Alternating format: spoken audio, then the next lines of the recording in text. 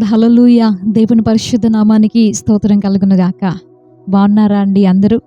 మరొకసారి చాలా రోజుల తర్వాత ఈ ఉదయకాల మన్నా ద్వారా మిమ్మల్ని అందరినీ కలుసుకోవడం చాలా సంతోషంగా ఉంది. ప్రభువుని ఎంతగానో నేను స్తుతిస్తూ ఉన్నాను. ఈ ఉదయకాల మన్నా ధ్యానం కొరకై పరిశుద్ధ గ్రంథంలో నుండి ఒక వచనాన్ని మనం చదువుకుందాం. అపోస్తులుడైనటువంటి పౌలు గారు హెబ్రీలకు రాసిన పత్రిక 11వ అధ్యాయము 16వ వచనము 3వ లైన్ని చదువుతున్నాను. అందుచేత తాను వారి దేవుడునని అనిపించుకొనుటకు దేవుడు వారిని గూర్చి సిగ్గుపడడు. దేవునికి స్తోత్రం. హల్లెలూయా. పౌలు గారు ఈ యొక్క 11వ అధ్యాయంలో కొంతమంది ప్రజల గురించి ప్రస్తావిస్తూ కొన్ని విషయాలను వివరించారు. మనలో చాలామందికి తెలుసు ఈ 11వ అధ్యాయాన్ని విశ్వాస వీరుల పట్టిక అంటారు అని. ఇందులో పాత నిబంధన గ్రంథం నుండి ఉన్నటువంటి అనేక మంది భక్తుల యొక్క విశ్వాసం గురించి పౌలు గారు సందర్భాలు వివరిస్తూ వారి యొక్క జీవితంలో ఉన్నటువంటి శ్రేష్టమైన అంశాలను వాళ్ళు కలిగి ఉన్నటువంటి లక్షణాలను తెలియచేస్తూ 16వ వచనంలోనికి వచ్చేసరికి అంటూ ఉన్నారు ఏమనంటే, వారి దేవుడు అనిపించుకొనుటకు దేవుడు వారిని గురించి సిగ్గుపడడు అని. అంటే ఒక బిడ్డ ఉన్నతమైన స్థానంలో ఉన్నప్పుడు, ఒక బిడ్డ ఒక గొప్ప విజయాన్ని సాధించినప్పుడు ఆ తల్లిదండ్రులకి ఎంత గర్వకారణంగా ఉంటుందో కదా, ఎంత సంతోషంగా వారు ప్రౌడ్గా ఫీల్ అవుతారు. ఏంటి అనంటే, ఈ బిడ్డకు నేను తల్లిని, ఈ బిడ్డకు నేను తండ్రిని అని చెప్పుకోవడానికి ఆ తల్లిదండ్రులు ఎంత ప్రౌడ్గా ఫీల్ అవుతారో కదా. అదే ఒక బిడ్డ కనుక ఏదైనా ఒక తప్పులో పట్టబడితే, ఏదైనా ఒక నేరం చేస్తే ఆ తల్లిదండ్రులకి ఎంత తలదించుకునే పరిస్థితి ఎదురవుతుందో మనందరికీ తెలుసు. ఎంత సిగ్గుపడతారో. ఈ బిడ్డకు నేను తల్లిని లేదా తండ్రిని అని చెప్పుకోవడానికి ఆ తల్లిదండ్రులు ఎంత బాధపడతారో కదా.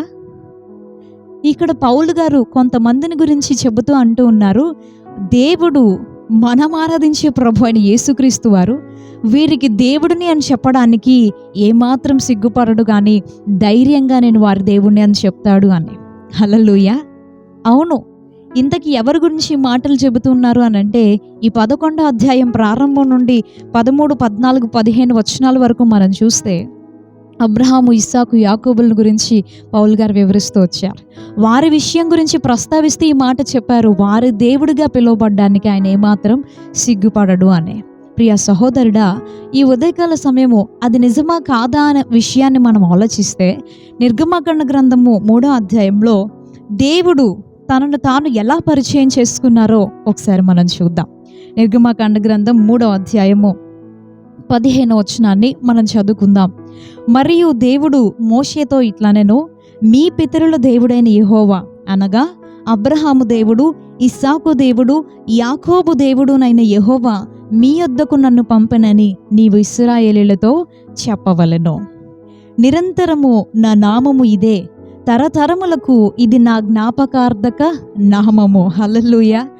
దేవుడు మోషేతో ఇలా చెబుతున్నారు ఏమని అని అంటే, నీవు ఇశ్రాయేలు ప్రజల దగ్గరికి వెళ్ళినప్పుడు ఏ దేవుడు నిన్ను పంపించాడు? దైవజనుడైన మోషే గారే దేవుణ్ణి అడుగుతున్నాడు, ప్రభువా నీవు నన్ను వెళ్ళమంటున్నావు, ఐగుప్తులో బానిసత్వంలో ఉన్న ఇశ్రాయేలు ప్రజల్ని విడిపించి బయటకు తీసుకొని రా అంటున్నావు, నువ్వు నాకు తోడుగా ఉంటాను అంటున్నావు, నేను వెళ్ళి దేవుడు నన్ను పంపించాడు అని చెప్తే వాళ్ళు నమ్మరు కదా. ఏ దేవుడు నిన్ను పంపించాడు అని వాళ్ళు నన్ను అడుగుతారు కదా. అప్పుడు నేనేం చెప్పాలి? నీ పేరు నేనేమని చెప్పాలి ప్రభువా అని చెప్పినప్పుడు దేవుడు అంటూ ఉన్నారు మోషేతో ఏమని అంటే, అబ్రహాము దేవుడు, ఇస్సాకు దేవుడు, యాకోబు దేవుడునైన యెహోవా నిన్ను వారి వద్దకు పంపించాడు అని వారితో చెప్పు. తన పేరుని ఏమని చెబుతున్నారండి దేవుడు? అబ్రహాము దేవుడు, ఇస్సాకు దేవుడు, యాకోబు దేవుడు అని చెబుతున్నారు. అంతేకాకుండా కేవలం ఆ సమయం వరకే కాదు, కానీ నిరంతరము నా నామము ఇదే. ఎంత గొప్ప విషయం అండి అది.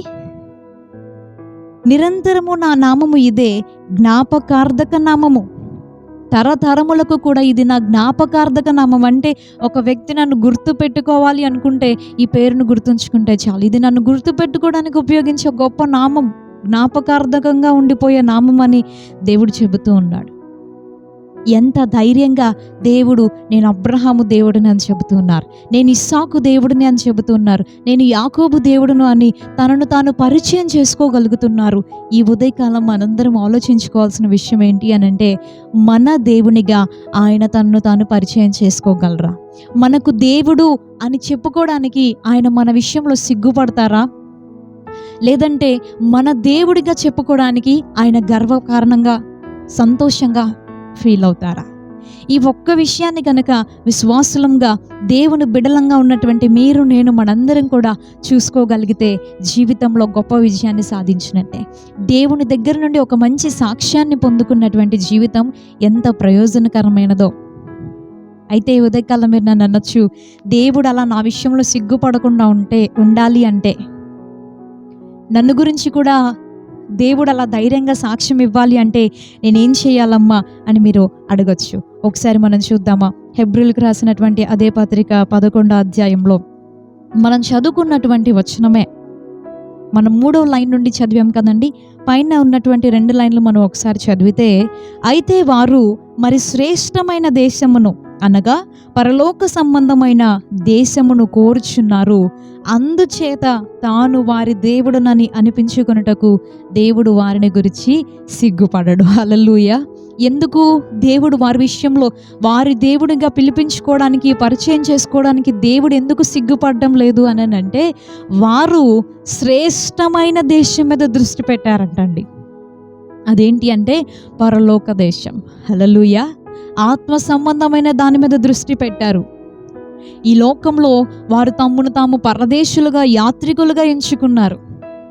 ఈ లోకంలో వారు జీవించినప్పటికీ కూడా దేవుడు వారిని ఎంతగానో భౌతికపరంగా ఆశీర్వదించినప్పటికీ కూడా తమ దృష్టిని అంతా కూడా దేని మీద నిలిపారు అంటే, ఈ లోకం కంటే శ్రేష్టమైనటువంటి దేశమైన పరలోకం మీద. ఆ పై వచనంలో రాస్తూ ఉన్నారు ఏమనంటే, వారు తమ దేశాన్ని విడిచిపెట్టి వచ్చేశారు. అబ్రహాం గారిని దేవుడు తన సొంత దేశాన్ని, సొంత ప్రజలను, తల్లిదండ్రుల్ని, బంధువుల్ని అందరిని విడిచిపెట్టి, నీ దేశంని విడిచిపెట్టి నేను నీకు చూపించే దేశానికి వెళ్ళు అని దేవుడు చెప్పాడు కదా. వారు వచ్చినప్పుడు దేవుడు వారికి ఇచ్చిన వాగ్దానాలు నెరవేర్పులోనికి రాకపోయినప్పటికీ కూడా గుడారాలు వేసుకుంటూ, యాత్ర చేసుకుంటూ దేవుడు చెప్పినటువంటి దేశానికి వెళ్ళారు. ఏ దేశంనైతే వారు విడిచిపెట్టి వచ్చారో దాన్ని మనసులో ఉంచుకోలేదు. దాన్ని కనుక ఒకవేళ జ్ఞాపకంలో ఉంచుకుంటే శ్రమలు కలిగినప్పుడు, ఇబ్బంది కలిగినప్పుడు మరలా వెనక్కి తిరిగి వెళ్ళిపోయే అవకాశం ఉంటుంది కదా. ఒకసారి ఆ 15వ వచనంలో చదివితే మనం ఆ మాటలు పౌలు గారు చెబుతున్నారు. ఏ దేశం నుండి వచ్చారో ఆ దేశాన్ని జ్ఞాపకంలో ఉంచుకునే ఎడల తిరిగి మరలా వెళ్ళడానికి వారికి అవకాశం ఉంటుంది. కానీ వారు ఎక్కడ ఉన్నప్పటికీ కూడా, వారు విడిచి వచ్చిన దేశం మీద కానీ, వారు నివసిస్తున్నటువంటి దేశం మీద, ప్రదేశం మీద కానీ వారి మనస్సు లేదు. కానీ శ్రేష్టమైన దేశాన్ని కోరుకుంటూ బ్రతికేశారంటండి. మనందరికీ తెలిసిన మరొక వచనాన్ని మనం చదువుదామా? 10వ వచనం. ఇదే హెబ్రీయులకు రాయబడిన పత్రిక 11వ అధ్యాయం 9వ వచనం నుండి చదివితే, విశ్వాసమును బట్టి అతడును అంటే అబ్రహాం గారు, అతడును అతనితో వాగ్దానమునకు సమాన వారసులైన ఇస్సాకు, యాకోబు అను వారును గుడారములలో నివసించుచు అన్యుల దేశంలో ఉన్నట్లుగా వాగ్దత్త దేశంలో పరవాసులైరి. దేవుడు ఈ దేశాన్ని మీకు ఇస్తాను అని వాగ్దానం చేసిన అప్పటికి వారికి ఆ దేశం సొంతం కాకపోయినప్పటికీ కూడా వాగ్దాన దేశంలో కూడా పరదేశుల్లాగా నివసించారు. ఏలయనగా 10వ వచనం, ఏలయనగా దేవుడు దేనికి శిల్పియు నిర్మాణకుడునై ఉన్నాడో పునాదులు గల ఆ పట్టణము కొరకు అబ్రహాము ఎదురు చూచుచుండెను. దేవునికి స్తోత్రం. హల్లెలూయా. దేవుడు మీకు ఇస్తానని వాగ్దానం చేసిన దేశంలో కూడా పరదేశుల్లాగా బ్రతుకుతూ గుడారాలు వేసుకొని ఉంటూ దేనికోసం చూస్తున్నాడంటే, పునాదులు కలిగినటువంటి ఆ పట్టణం కొరకు, దేవుడు నిర్మించిన పట్టణం, దేవుడు దేనికి శిల్పి నిర్మాణకుడై ఉన్నాడో ఆ పట్టణం కొరకు ఎదురు చూస్తూ ఉన్నాడంటండి. ఇస్తానన్నది ఎదురుగా ఉన్నప్పటికీ కూడా దాని మీద ఆశలు లేకుండా బ్రతుకుతున్నాడు. ఇదే నేను నీకు, నీ సంతానానికి ఇవ్వబోయేటువంటి ప్రాంతము, ఇది నీకు సొంతం చేస్తానని దేవుడు వాగ్దానం చేసిన ఆ వాగ్దానం తన కళ్ళ ఎదుట నెరవేర్చబడకపోయినప్పటికీ కూడా దేవుడు నిర్మించినటువంటి దేశం మీద దృష్టి నిలిపి బ్రతికేశాడండి. ఇంకా ఎలా సిగ్గుపడతాడు దేవుడు వారి దేవునిగా చెప్పుకోవడానికి? అందుకే దేవుడు ధైర్యంగా చెబుతున్నాడు ఏమనంటే, నేను అబ్రహాము దేవుడను, ఇస్సాకు దేవుడను, యాకోబు దేవుడను. వారి దేవుడని అనిపించుకొనుటకు దేవుడు ఏమాత్రము సిగ్గుపడడు. ప్రియ స్నేహితుడా, సహోదరుడా, ఈ ఉదయకాలం మనందరం ఆలోచించాల్సిన విషయం ఏంటి అని అంటే, మనం జీవించుచున్నటువంటి ఈ లోకం మీద మనం దృష్టి పెట్టక పైనున్న వాటి మీద దృష్టి పెట్టి ఆత్మ సంబంధమైన వాటిని మనం కోరుకుంటూ దేవుడు నిర్మించినటువంటి ఆ శ్రేష్టమైనటువంటి దేశం మీద మన దృష్టి నిలిపే వరంగా మనందరం ఉండాలి. అప్పుడు వారి విషయంలో ఎలా అయితే దేవుడు సిగ్గుపడలేదో మన విషయంలో కూడా దేవుడు సిగ్గుపడడు. మన దేవునిగా పరిచయం చేసుకోవడానికి, పిలిపించుకోవడానికి దేవుడు గర్వకారణంగా ఫీల్ అవుతారు. సంతోషంగా మనల గురించి సాక్ష్యం ఇస్తాడు, నేను ఈ వ్యక్తికి దేవుడను అని. మనకి దేవుడిగా పిలువపడడానికి దేవుడు సిగ్గుపడుతున్నాడా, సంతోషిస్తున్నాడా? ఈ ఉదయకాలం మనందరం ఆలోచించుకొని సరి చేసుకున్న ఎడల, శ్రేష్టమైన దేశం మీద మన దృష్టి నిలిపిన ఎడల మనం కూడా వీరి వలె మంచి సాక్ష్యాన్ని పొందుకోగలం. దైవాశీర్వాదాలు మనకుండును గాక. ప్రార్థన చేసుకుందాం. పరిశుద్ధుడా, ప్రేమగల తండ్రి, నమ్మదగిన దేవానికి స్తోత్రం అయ్యా. ఈ ఉదయకాలం నీవు మాట్లాడిన ప్రతి మాట కొరకు నీకు స్తోత్రం అయ్యా. వాగ్దాన దేశంలో కూడా పరదేశులుగా జీవిస్తూ శ్రేష్టమైన దేశమైన నీవు నిర్మించిన పరలోక పట్టణం మీద దృష్టి పెట్టి దాని కొరకు ఎదురు చూస్తూ బ్రతికిన అబ్రహాము, ఇస్సాకు, యాకోబుల వలె మేము కూడా నీ పైన దృష్టి నిలుపుటకు మాకు సహాయం చేయండి. పరలోక సంబంధమైన దేశంను కోరుకునే కృపను మా అందరికీ మీరు దయచేయండి.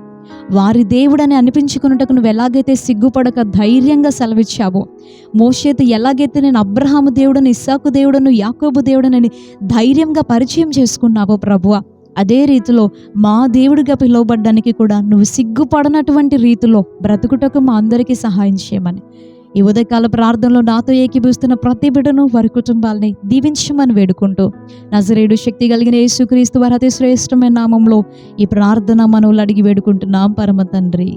Amen, amen. ప్రభు యేసుక్రీస్తు వారి నామంలో మరొకసారి మీ అందరికీ శుభాలు తెలియజేస్తూ ఉన్నాను. రేపు ఉదయం ఇదే సమయానికి ఉదయకాలం అన్నాలో మనం కలుసుకుందాం. అంతవరకు దేవుని మహాకృప మనందరికీ తోడై ఉండును గాక. May God bless you. Thank you so much. Praise the lord.